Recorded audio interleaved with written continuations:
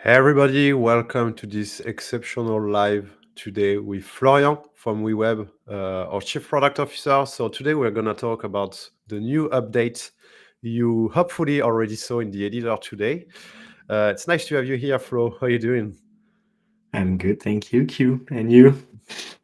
I'm quite excited to show people the update, and because it seems like there are 60 people in the chat, which is something we've never seen before. So thank you all for coming.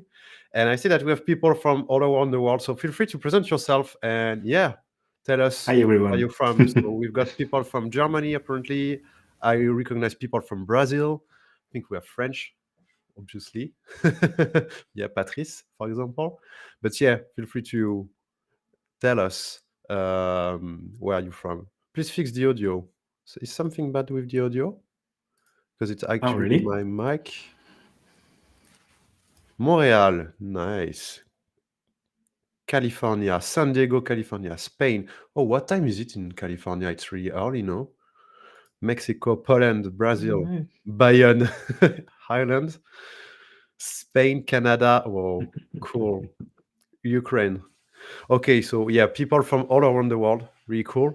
So today we're gonna show you basically the update, so the new editor, and then Flo will show you how to create a library and a component inside this library to add it to your project and then update this no-code component because that's the big update. Alsace even, yeah, nice. Connecting Singapore, whoa, I mean, I've never seen that. This is great to see you 66 all. people. It's even like it's not stopping. So yeah, Flo, go ahead. Sorry, the floor is yours. I guess let's start. Do you want me to share your screen already? Yes, please. Let's start immediately with the product. So you know what? I'm going to start with a blank project.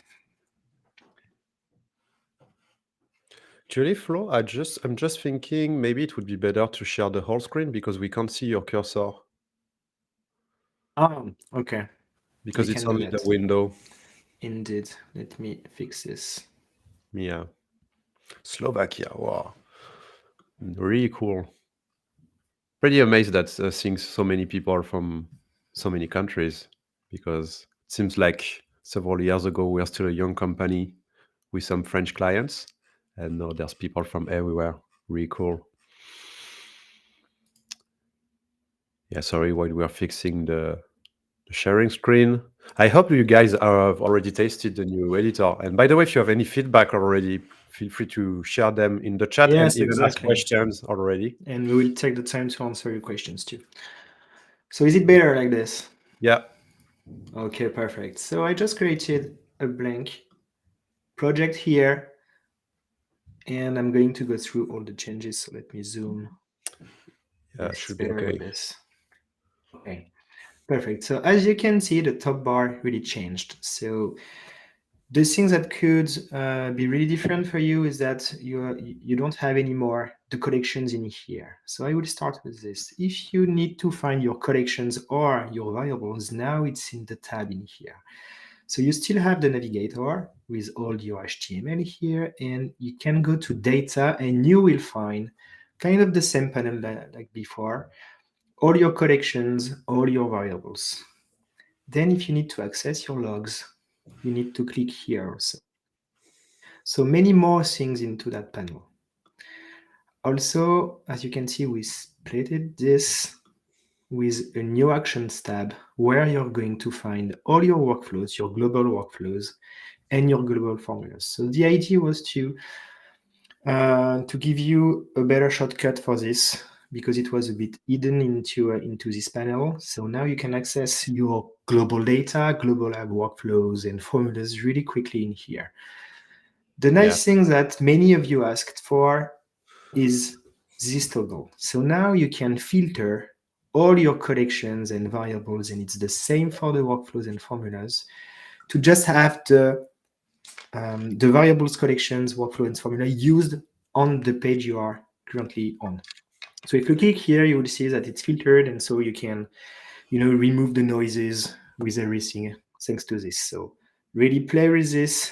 It will help you to play with your data in a better way. So for those who like to or who work with small screens, you can also hide this panel and just click here to play with. So feel free to do this if you're not working on a big screen.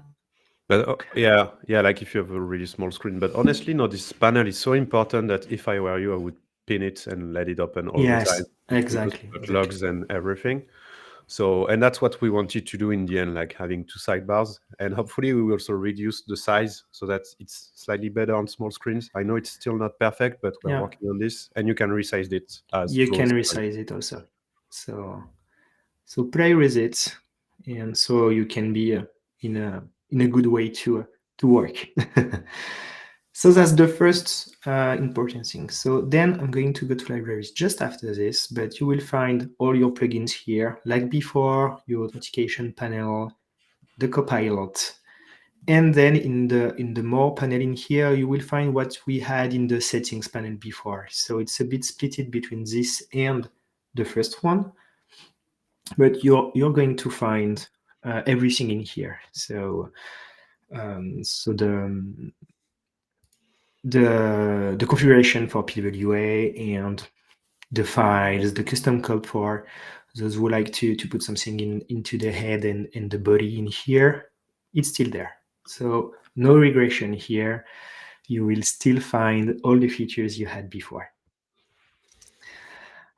Okay, so that's it for the navigation. Now let's talk about libraries. So you see in here, you can see all the typographies, colors, and a new one spacing. You know what? Let's play a bit with it. I'm going to drag and drop a div, and inside the div, I'm going to put, let's say, a text. Okay. Let's add some padding in here, and I guess let's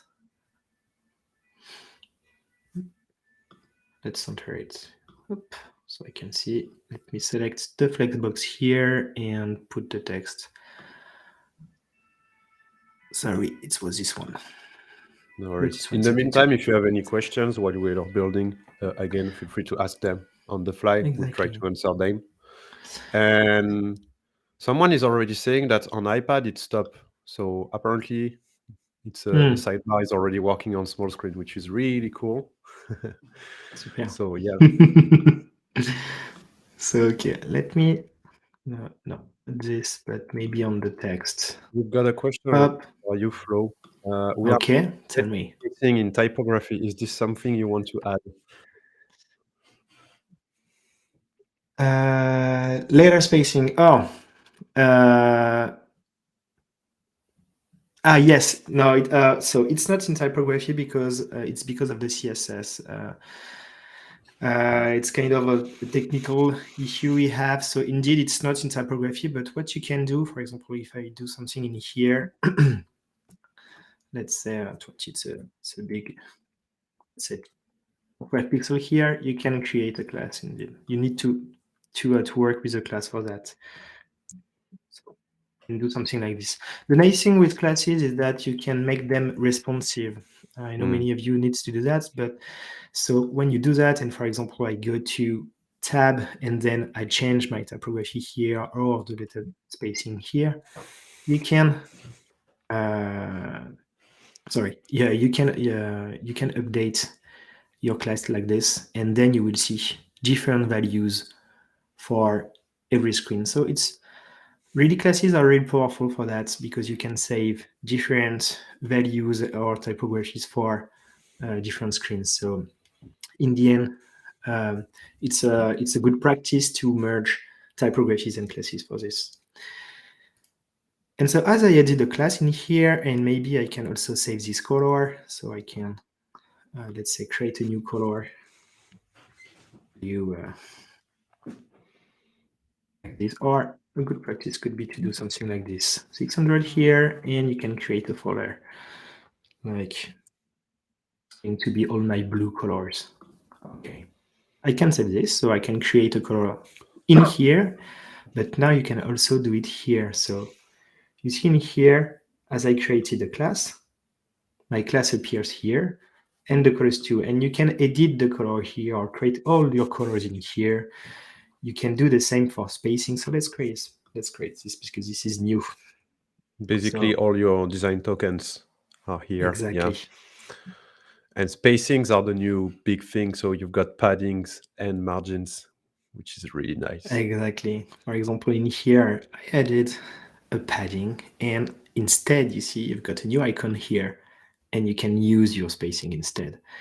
And so you can manage and have the same, make sure that you have the same spaces everywhere on your application thanks to this.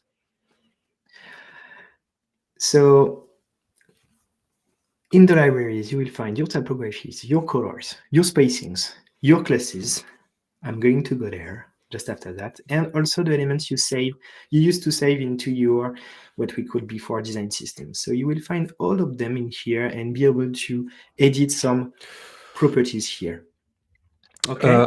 I'm taking the question. Sorry, I'm listing all the questions. Some of them will answer later, but just for this one, are classes retroactive for existing classing? Or do we need to recreate them? No, classes still No. work. It's just that they Yeah, are displayed here in exactly. the left sidebar, but they are still the same and they work. Yeah. Yeah, you can go to your project and you will find all of them in here. You don't have to do anything. Okay, so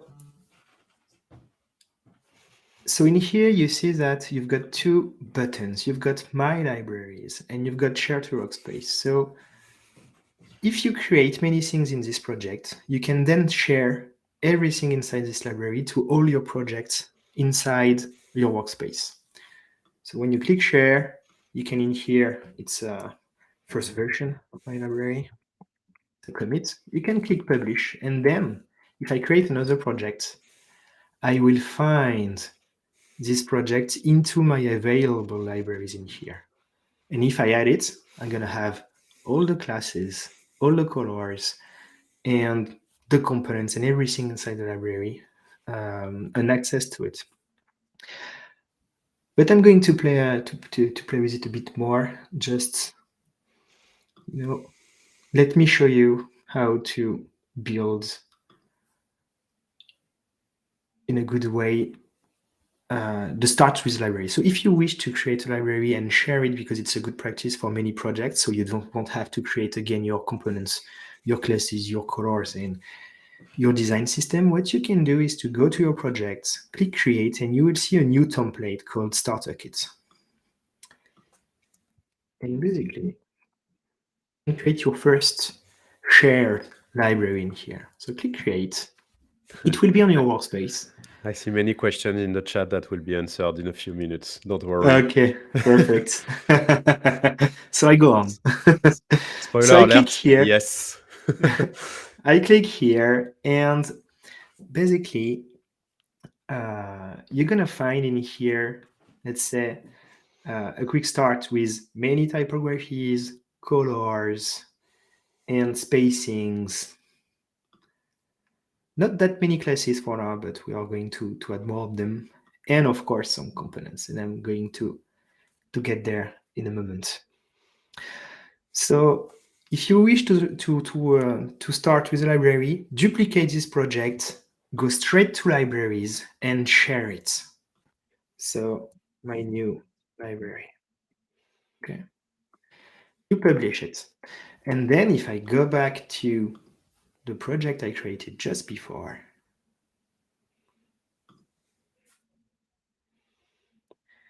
you would see in here, if I click my libraries, I would find my new... Yeah, you called it my library. Yeah, okay. I forgot. Sorry. Not starter kit, but yeah, no. Yeah, indeed.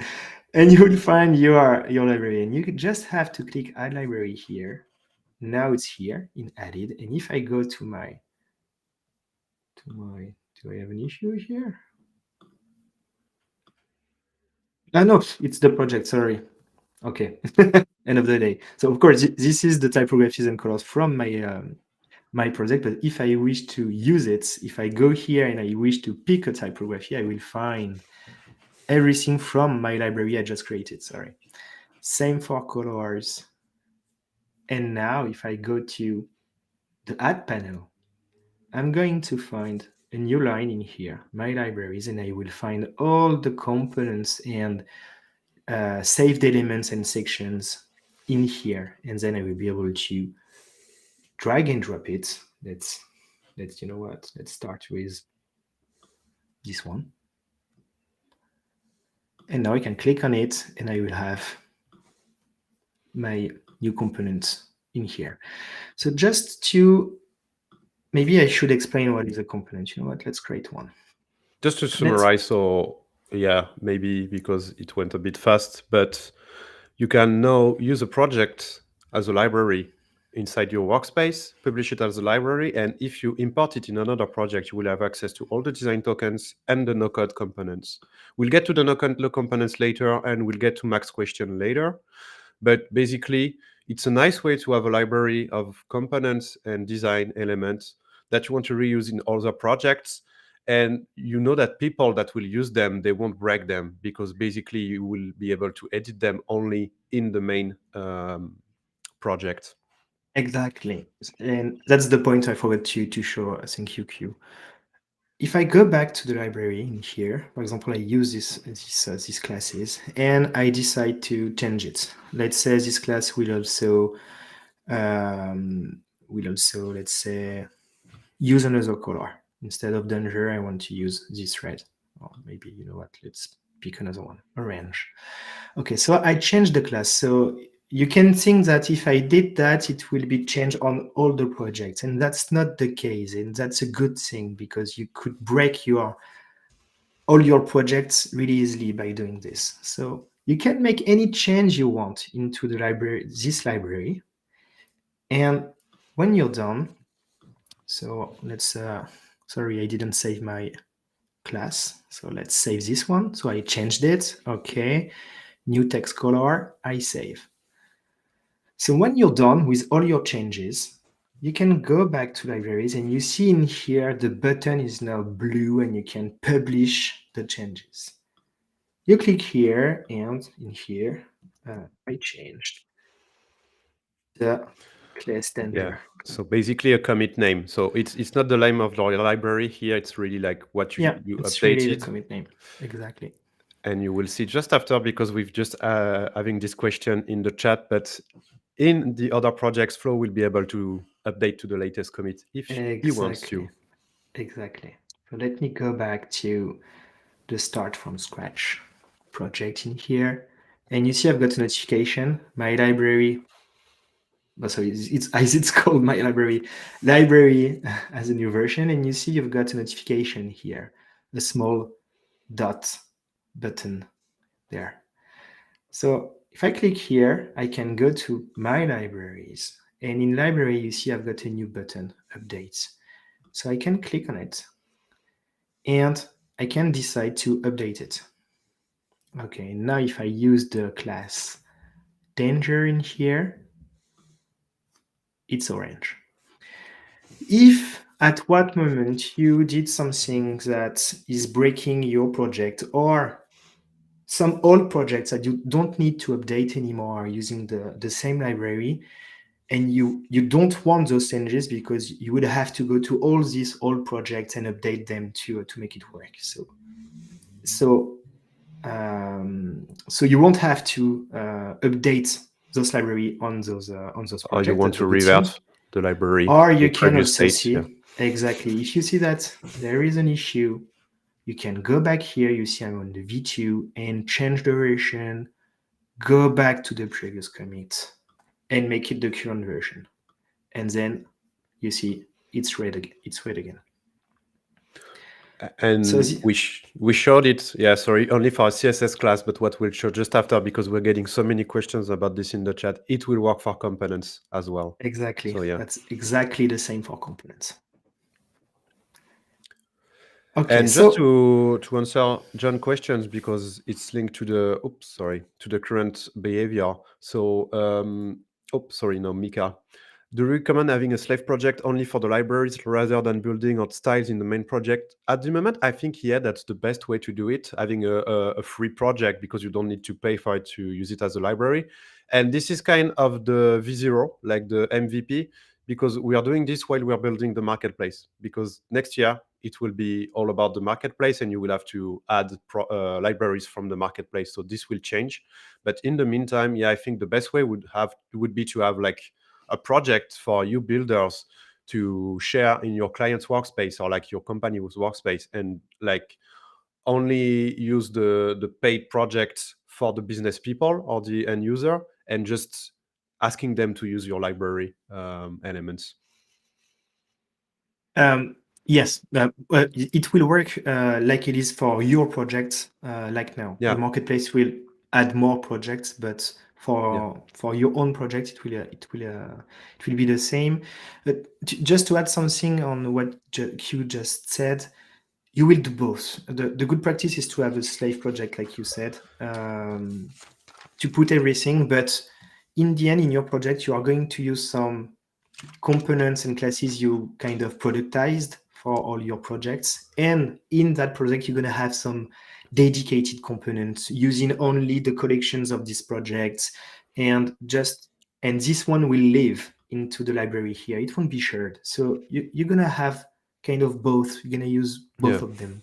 But the good practice is to isolate your components into a dedicated project. So you won't have to redo twice the same thing. And right now you don't have some feature to migrate easily components from a library to another. You need to copy paste them, but we are going to work on them. So yeah, I hope it answers your question. Is there any other question about library, or should I go? I think we have some, but we'll answer them on the fly. So the one from Max was just answered. So are the libraries linked? Meaning if I update on in one project, it will propagate. So as Flo showed, it's up to you to decide. So in every project, you will have the option to update to the commit you want. So yeah, like change will propagate if you want it to, but it's not like mandatory, because maybe in one project you want to keep an older version, for example. Yeah. And let me check the other questions. So many questions about the components. We'll get there in a few minutes. Okay, so let's start with components. Before, maybe I should explain what is a component for those who don't know. So in here you see I've got... Sorry, Flo, we had a big questions. Interesting one. If I transfer a project to a client that is linked to my library project, will it still update? Because I think when you're a freelance, for example, you transfer from one workspace to the client's workspace, and then do the client still have access to the library? Yeah, yes, the answer is yes. You can use your own library. If you are a freelance or an agency, you can create your own library, add it to your to the project of your client, and then when you transfer this project to your client workspace, it will still be linked. And that's it. So you cannot share yourself a library to another workspace. It needs to go through us for now, like the transfer of a project to another workspace. And of course, this feature will be available when we have the marketplace, because those libraries will have to be shared between workspace. But right now it works, so you just have to ask to us. Yep. And then people are asking about the components, but I mean, that's what we'll Let's start. So what is a component? So right now, I think that the first issue the components we resolve is that when you have something with some logic somewhere in your application, and you have it into multiple places, when you make an update, you need to go all those places to make that update.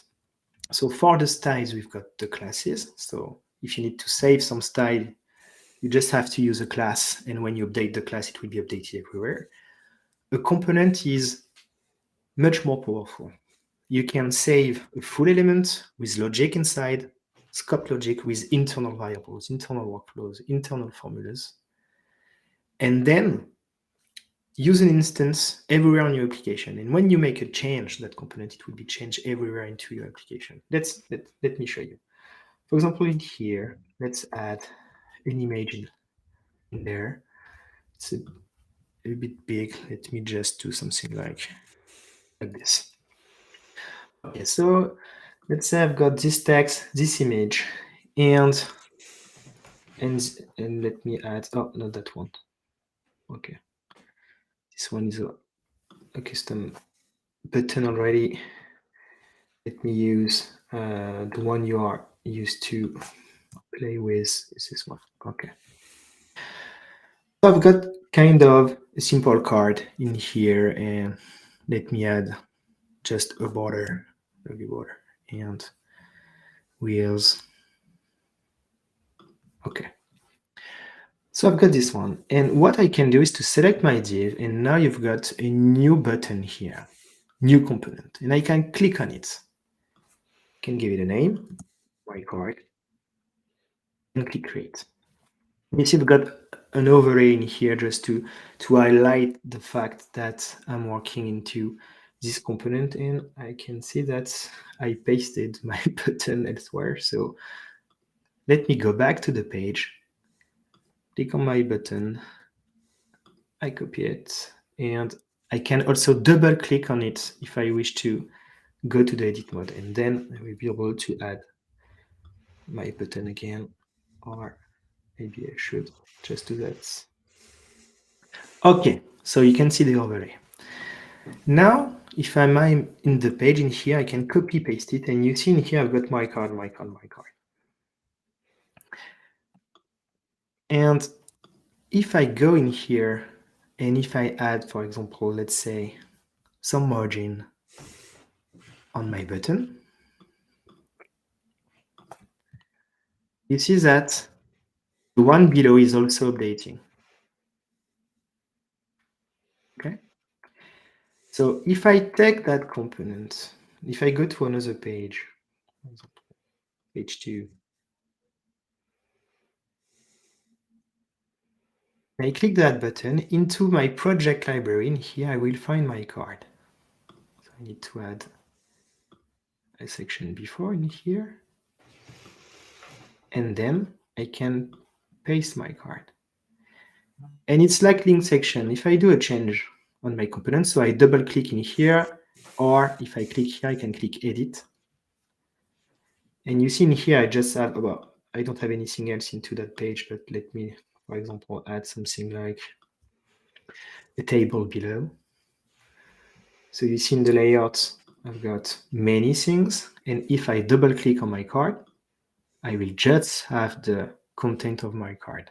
So it's a way to scope things. And if I do a change in here, for example, just for this image, I don't want it to be filled, but maybe something like this. I did a change, and if I go back to my home page, I've got the change. Okay. So you can do that for anything. And let's say you see in here, if I change the text,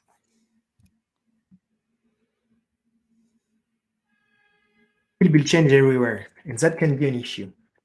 And so what components have is a way to, you see, like here, like any element in WeWeb, so you can understand the power of it. If I drag and drop a text, for example, here, you see I've got some properties here.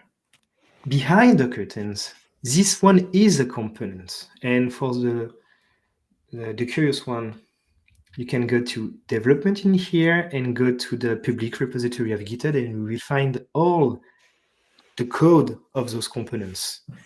So those are really coded components, and those components expose some properties here, so you can make some change. It's exactly the same when you need to create your own one. So I click here, and I would like to have a property just to edit my title. And so if I edit my title, it would be just for this instance. So I double click, and in here in properties, I can click new, and let's call it title, and you will find many different types. You can go through all of them if you like, but let's take the simple one, some text. I put some default text in here. I click create, and then I've got a property in here, and I can select my text here, and then I will bind the content of my text to the property. So you see in here, I've got the default value. I'll click here. So now I've got default text. And if I go back to the instances, so those one, you see I've got a new property in here, title. And if I change it, It's only for this instance. it's only Nice. exactly. And I can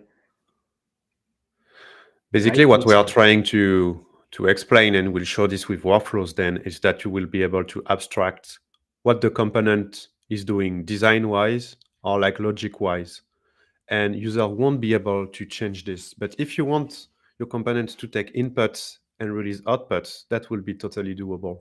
So inputs like text, for example, could be, I don't know, like CSS changes, these kind of things. And then the component flow will show you this just after, is able to emit triggers that you will be able to react to. But if you have a complex workflow that you want users not to be aware of, you will use it inside the components. And yeah, we're having a question about, I think it's a nice one because we did it, but can we have a drop zone in components so that we can add other components to it dynamically? Yes. I like that question. So when you are in edit component mode, as Thomas is saying, can we use components in components? Yes, also. Of course. I can show you right now. So in the library I just added, there are some components in here, and you see I can just take them and add them into my components.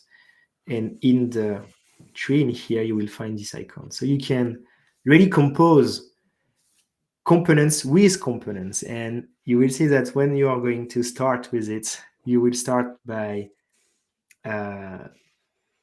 creating small components, and then you're going to create more and more bigger components and compose with them. And after that, you will see it's amazing how you can improve your productivity thanks to this.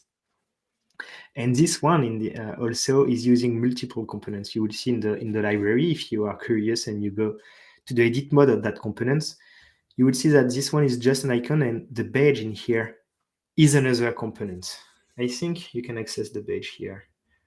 Yeah, I think it's this one. It's count. Yeah, it's this one. So basically, if I take this one, you see it's the same one, just instead of medium, it's small, and also the color is something like red, and that's it. So the drop zone, yes. Let me show you. You can go back to elements, and you will find drop zone just for this one. You can drag and drop it. If I manage to drag and drop it properly, sorry, in here. Why I can't see it? Let me do some places.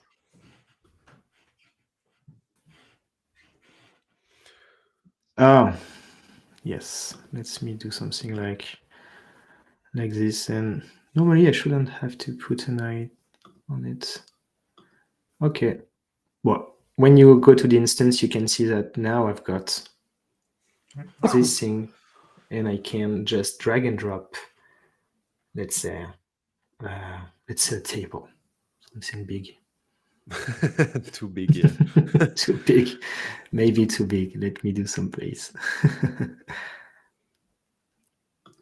So we are showing you with components that we are building on the fly. So it's mostly for the logic, but then we'll show you with the starter kit, which is yes, exactly, prettier and used. Interesting, exactly. And we encourage you to have the starter kit, because basically what we'll do in the future is that you will have access only to really basic elements. The starter kit will be kind of like the main UI kit, and then in 2024 you will have access to the marketplace, and most of the complex components you will get them from the marketplace.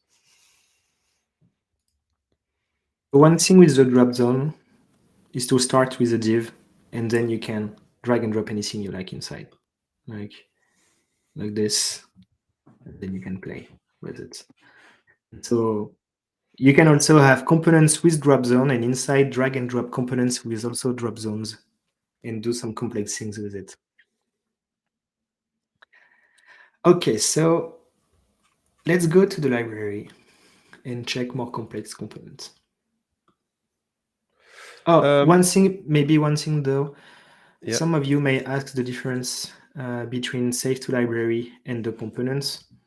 So when you save something to libraries, you create a template of your element. It's not an instance. So when you drag and drop it, you make a change and it won't change everywhere into your application.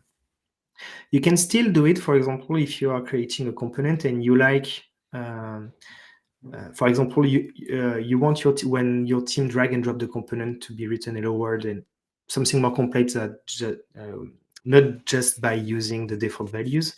You can save that component and everything around.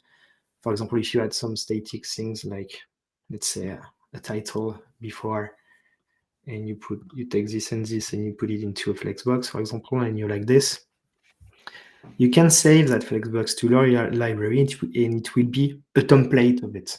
So it's still useful for some cases. Just wanted to say that. And that's why in libraries, you've got elements templates and section templates. It's when you save an element or a section with many things inside and create a template from it. So that's the difference. Sorry, I cut you. No, because we're having many questions. I hope we'll be able to answer them all. But in any case, I will review them on the replay and try to answer them afterward. But okay, we've got one asking if we can decouple an instance from the original component, like to having a component from a library but decouple it from the library. I think you can't, but what you can do is add your own custom styles on top of the component only for this project. You mean like unlink? Yeah, like unlinking it. No, we don't have the feature right now. Indeed. But we can still add some more CSS on top. Oh, yes, of the yes, I didn't say component. that. But for example, this one is a component. You see it's green, and I can double click on it, and I will go through all the things inside. But for example, on all the components you have, you can override the styles in here. You see, you still have the display, sizing, spacings, background, borders. So if something is not available in the props, you can override it. It's the CSS behind the curtain. But if you do that, and then you make a change to your component, your instance will still have the overwritten values you put here. So you need to be careful. When you do that, it will remain like this, whatever you do. You will have to go back to this specific instance and remove the values if you wish to use the value from the component. But yeah, you can overwrite anything. Yeah. And another question, what's the difference between transform to component and save to library? And why do those actions appear on some and not others? I think that we have all... that's just what I said with the library here. Yeah. Okay. Yeah, sorry, because I'm checking the questions. Is there we have many questions about like using many components inside other component, if there are performance benefit. I think it has some, because a component under the hood, you're importing the same code all over again, so it's already imported in memory. Maybe Aurélie in the chat will be able to answer better, but basically it's the same code under the hood. So you're not reloading everything again and again and again, because the browser already loaded this component once, and you're just sending some properties inside it. And we had another question, what's the difference between a drop zone and a container? A container is basically a div, a drop zone is a div, but where a user can drag and drop a new component. A div is just like for layout, a container, when a drop zone is really like to drag and drop a new component inside it. Yeah, let me give you a concrete example so you can understand. For example, in here, I've got a card. I'm in edit mode, and in that card, I've got a drop zone. So let me show you where it is. It's here. I've got a drop zone. So now if I go to back to the instance, I can drag and drop anything inside. And it will be just for this card. Okay. If instead I add a div like you proposed, so let me add a div just below the drop zone, or oops, nope, sorry, not that one. Let's add a div.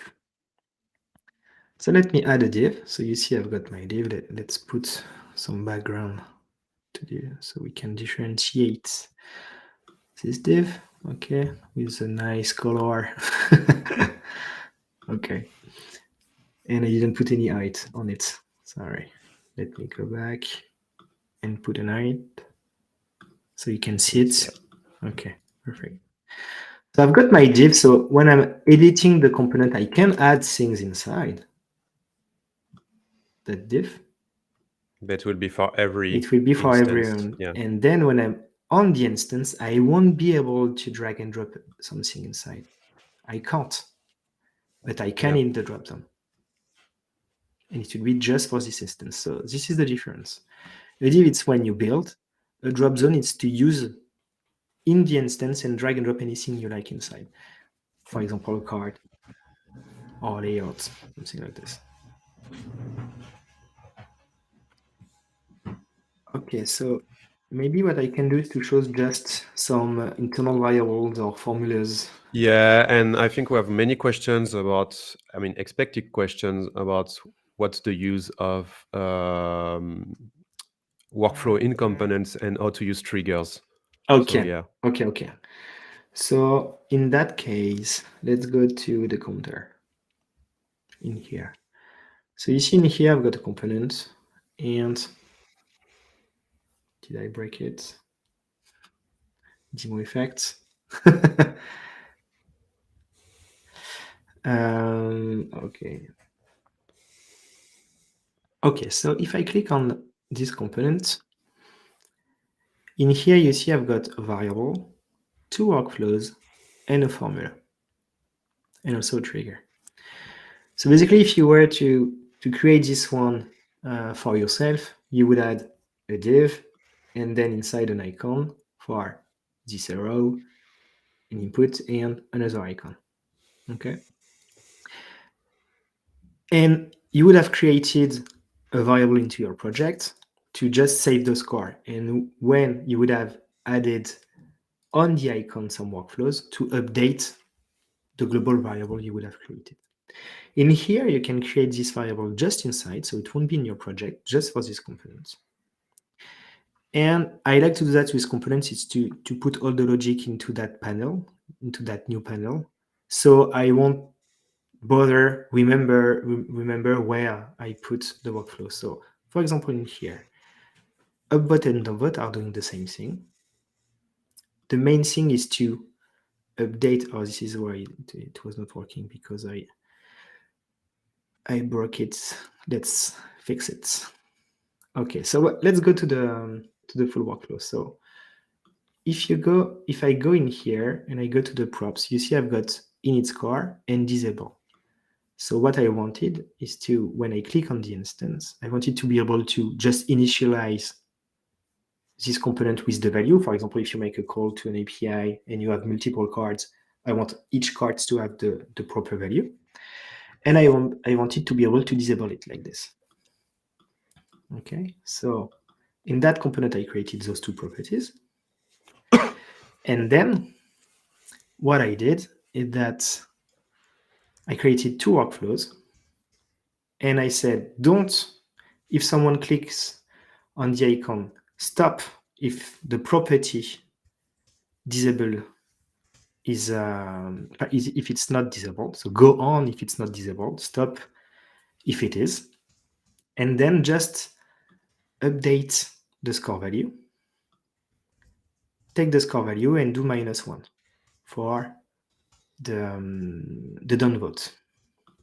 Then I don't remember why I have this one, so I should remove it. Okay, and then this is Q spoke about. It's the trigger. Then emit something, emit on vote. And what it is, let me just show you. For example, if I click on the instance, you may have seen that on many components. When you create your workflow on it, in the triggers in here, you've got more triggers than the regular components. So you can create your own triggers, and in here it's on vote. I want to be able to trigger something, make a call somewhere to my backend, or make something when the user is clicking on this arrow or on that one. So basically, when I have a vote, on vote.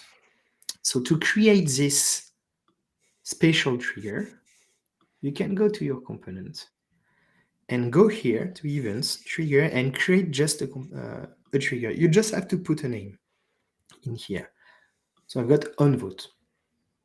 Then in my workflows, I will have this new action, trigger event, and I will be able to just say that I've got on vote right now. And below, you've got the payload, you've got the value of this event. And then you can basically send anything you want in here. So for me, I just want to send the value of the score. So now when I did that, when I go to the instance and I click here on the workflow on vote, I think I've got, yes, I've got a variable in here. Let me just check. Yeah, I've got a variable called test, and I bound it to the event. So you go to the third tab in here. I just bound it to the event. And if I play with the component, let me just remove the disable. And let me show you just the, sorry, I go to debug, variables, and I want to see just tests. And if I click here, you see that it's updated. And I don't know why this one is not, because I may have broke The it. workflow broken. Yeah, let me just check. Is the Init text value, bound? Yeah. init score. And oh no, I know. Because I changed it to an input for the initialization. And this is why I had this one. I need to update also the input, because the inputs are kind of particular. Okay, and I need to put this one. I can put it updates. Internal input. In the meantime, I will just answer to Robert, who's asking, regarding components, are you planning to add field groups and repeater field groups as you define in WoConfig? It's already possible, because basically it's like anything in WeWeb. You would use a div and bind a collection to it. And in the props, you now have a collection type, for example, or an array. And when the user is binding to it, it will just like repeat the first element inside this div. So it's like what you do already without components inside WeWeb. Just use a div and anything is repeatable in WeWeb.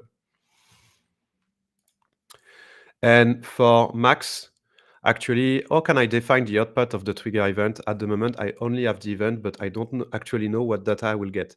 That's a nice feedback. Actually, you can throw anything you want in the event, but because we don't know beforehand what the event will trigger back, we can't show you what's in the event. And I think we have in the roadmap to add some fake in data. Here, exactly in here. In here, you're going to put, let's say, a default like the object. data structure. Yeah, the data structure. So it will appear in your tree when you bind in the actions.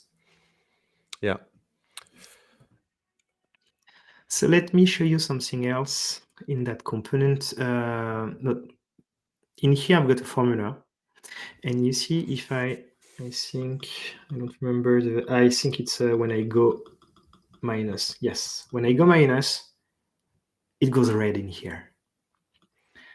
And to do that, what I did is I created again a global formula. I don't have to do it, but as a good practice, I think it's nice to do that. A scoped formula, sorry. A because scope you said formula, global. yes. Yeah. Sorry, a scope formula. Sorry. It's global just for this component. And in here, I just put a simple formula like if my internal value, my internal variable is superior or equal to 0, then use this color, otherwise use this color. And you see these colors are coming from my library too. And you can use them into the formulas.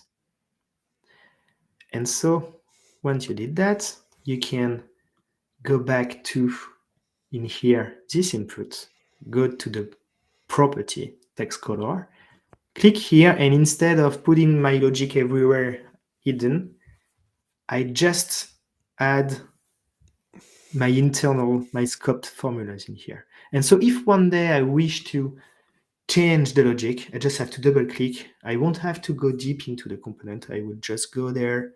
Okay, I wish to change the color here. You click And save and you're done. actually, Flo, I was thinking because we had the questions before, but you could have used the state also, and state are scoped to components as well. Of course, of Yeah. course. Well, you can go to. I could have created indeed. I think I did it for the disable. Let me check. Because we had the question if states are scoped to components. Yeah, if you add a state to a This component, one. it will be internal to this component. Yeah. You can go to the button, and this one is using some states. So if I go to that one, I've got many properties. Feel free to go check everything inside to see how it's built. But if I go to the style and go here, you see I'm going to have another state, a disabled state, and a loading state, and a loading state. And basically, for example, the loading state, it's a custom state. And in the condition in here, I just said, I just bound it to the loading property. The loading in here is a Boolean. I've got it here. It's a Boolean, so it's true or false. So I want this state to be triggered when this one is true or false. And that's why in here, in that instance, and on this one, it's using states behind, but you won't see them here. It's really inside the component. Yeah. So you hide it. It's really scoped, but you can use them as you used to do. Checking the questions right now. We have so many. That's really cool. We had a question before from Nicolas saying, does it mean that we can build powerful UI like Webflow? Yes. I mean, that's the thing, because now you can create real UI kits. So it's kind of like UI kits from Webflow, except you've got also the logic inside your components. So really what I was saying before in the chat is that for you guys, that means that you can create really complex components. And for the end user, he or she will just drag and drop it and play with the options and the events you defined. So you're sure that the user will not break it. So, and it's always the same thing. And if you want to update this component, it will be updated everywhere in the project. So yeah, that's really cool for this. And another question, I think, Robert is asking about the warning icon of the component. It's not tied to components. I think it means you're using an element which is deprecated. So totally or No, no? I think yes. Yeah, we had a warning icon in here. It's a small bug. Okay, sorry, a You bug. saw that. Never mind. We are going to fix it. My bad. We struggle to reproduce it, so we just need to fix that. It's a small issue we have. Yes, for those who saw the animations in here, you could be frustrated because you won't have access to all of you don't have access to this. I can tease you a bit. We are working on a keyframe editor, and this one, this icon, I think if I click on this one and I go to loading, I can play my animation here. So this is coming. I'm teasing you a bit for what's coming next, but you're gonna have access to a keyframe editor. You're gonna be able to import some CSS keyframe in here, copy paste here, and it will work. And this is how I did this small animation, and you can also see that if you are curious into the badge. I think I used one of them, yes, in here to create those kind of things. So this is coming. Yeah. We had a question about embedding custom CSS or JavaScript libraries into no-code components and how to share them. Like, for example, if you use an NPM plugin, I suppose, inside the no-code component. Oh, okay. Yes, if you are using some plugins or even like an extension, like some formulas coming from dates or charts, it's going to appear as a dependency. So you will see that you are going to drag and drop the components. You're going to have some information in here telling you that you also need to add those plugins for the library to work properly. So you can play with it, and you will see it will appear here to tell you need to add those plugins to make it work. It will appear as a dependency.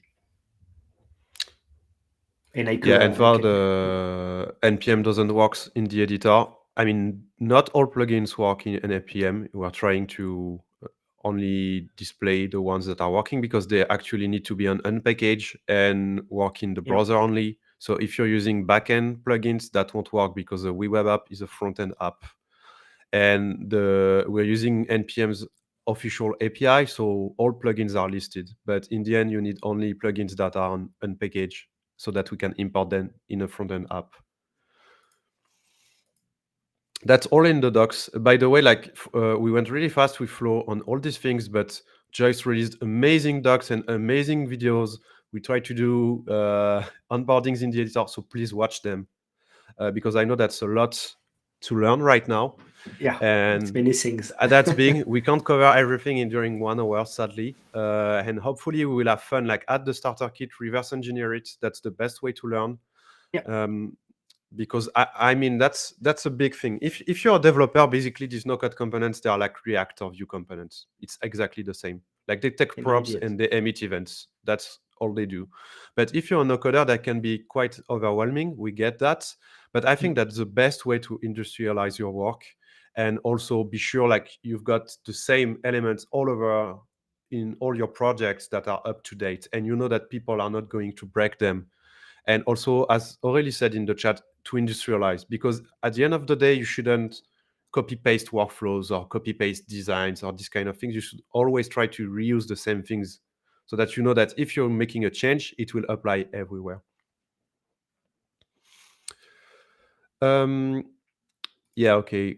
Question from Robert. I was wondering more like embedding custom CSS. Now, if you want to apply it outside of the scope, for example, development, you have to use HTML with CSS blocks. Honestly, that's bad practice inside the component to inject CSS that will go outside the scope of the component. You shouldn't do this. A component should be only about itself and not about the rest of the page.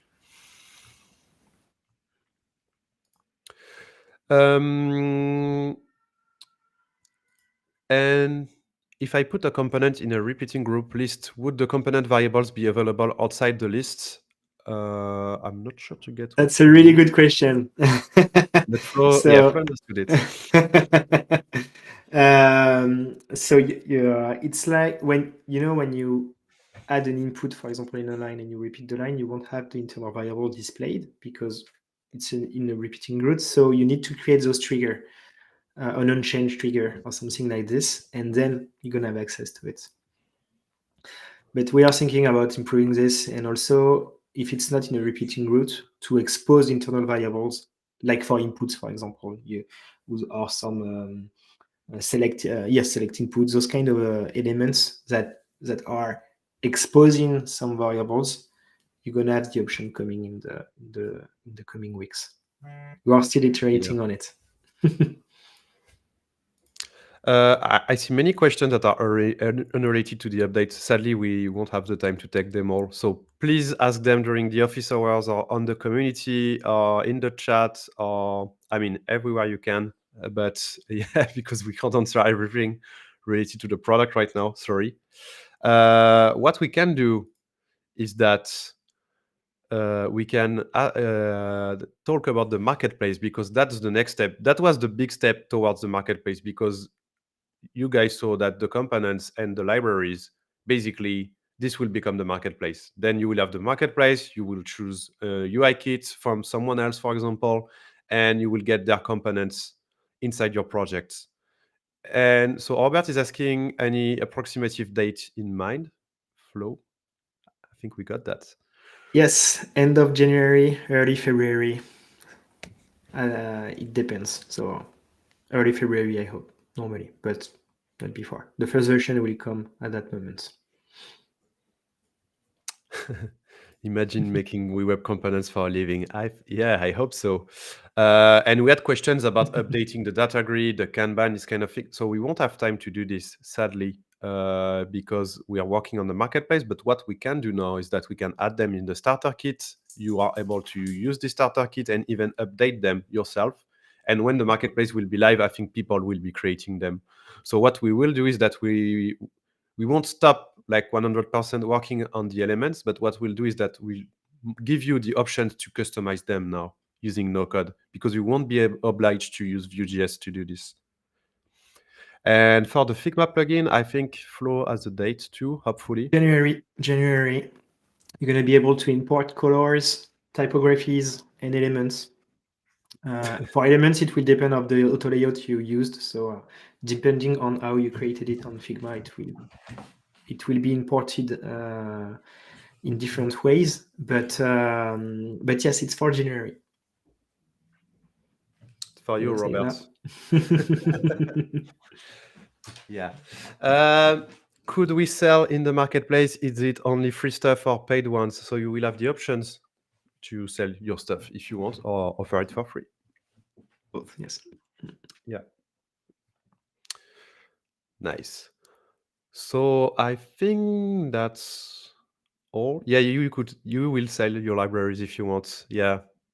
No worries. Libraries, templates, and not in the first version of the marketplace, but later also plugins. Exactly. Yes, because we are going to improve the developer experience, both for components and for plugins.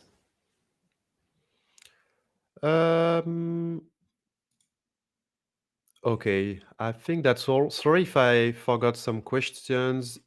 If I forgot some really important questions, please ask them right now, because the chat is crowded, which is really nice, but I'm kind of lost, I must be honest.